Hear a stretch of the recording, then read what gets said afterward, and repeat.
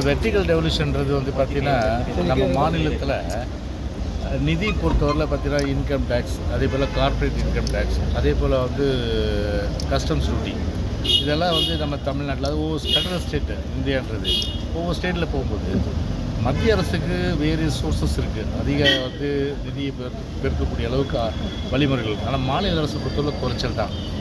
ஆனால் 41% வந்து வெர்டிகல்லையும் 59% வந்து வெர்டிக்கலில் வந்து சென்ட்ரல் கவர்மெண்ட் எடுத்துக்கணும். உதாரணத்துக்கு ஒரு 100 ரூபானா 41 ரூபா வந்து ஸ்டேட்டு கொடுப்பாங்க, 59 ரூபா வந்து சென்ட்ரல் எடுத்துக்கணும். ஆனால் 59 ரூபா சென்ட்ரல் எடுத்துக்கணும். அந்த 41 ரூபாயை அப்படியே 6 சென்ட்ரலாக பிரித்து ஒவ்வொரு ஸ்டேட்டுக்கு கொடுப்பாங்க.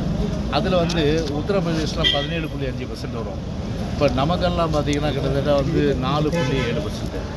நேற்று போய் சொன்னோம் அந்த மாதிரிலாம் கூடாது, மாநிலங்களுக்கு வந்து ஒரு சமச்சீர் விகிதத்தில் ஒரு சமச்சீரான விகிதத்தில் வந்து நிதியை பகிர்ந்து கொடுக்கணும்னு சொல்லியிருக்கோம். அதே போல் என்ன சொன்னோம்னா அந்த வெர்டிக்கல் டெவல்யூஷனை பொறுத்தவரை 50% நீங்கள் வந்து நிதி உயர்த்தி கொடுங்க அப்படின்ற கருத்தை நாங்கள் சொல்லியிருக்கோம். ஏன்னா மாநிலத்தின் நலன் கருதி திமுகவுக்கு இது குறித்து பேசுவதற்கு முகாந்திரம் இல்லை. ஏன் சொல்கிறோம் அப்படின்னாக்கா, கிட்டத்தட்ட 17 வருஷம் மத்தியில் ஆட்சியில் இருந்தாங்க. இவங்க வந்து அந்த காலகட்டத்திலேயே வெர்டிகல் டெவல்யூஷனும் சரி, ஹாரிசான்டல் டெவல்யூஷனும் சரி 50% அப்போவே ஆக்கியிருக்கலாம். ஆனால் இப்போ நேற்று வந்து ரெப்ரசன்ட் பண்ணுறாங்க 50% கொடுக்கணும். இது யார் ஏமாத்துகிற வேலை? இது ஊரை ஏமாத்துகிற வேலை இது.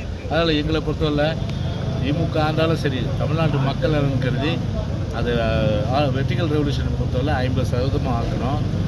ஹாரிசான்டலில் வந்து அதிகப்படுத்தணும். உள்ளாட்சி அமைப்புகளுக்கு அதிக நிதி தரணும். அதே போன்று பேரிடர் காலத்தில் தற்காலிக நிதி கொடுக்குறீங்க, அது போதாது.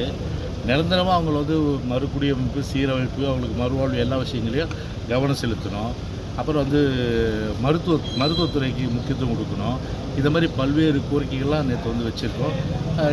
அனைத்து இந்திய அண்ணா திராவிட முன்னேற்ற கழக சார்பில், கழக பஞ்சாயத்து சார்பில் அந்த ரெப்ரசன்டேஷன் மெமரண்டத்தை நிதி குழு தலைவரிடத்தில் கொடுத்துருக்கோம்.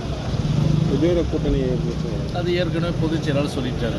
ஸோ எதுவாக இருந்தாலும் சரி, எங்கள் தலைமையிலான அந்த கூட்டணியில் எந்தெந்த கட்சிகள் அப்படி எங்களோட வரும் அப்படின்றதுலாம் ரைட் டைம் வந்து at the time of election தான், நாட் நவ். ஓகே, வேறு ஒன்றும் இல்லை. போகலாமா? Okay sir.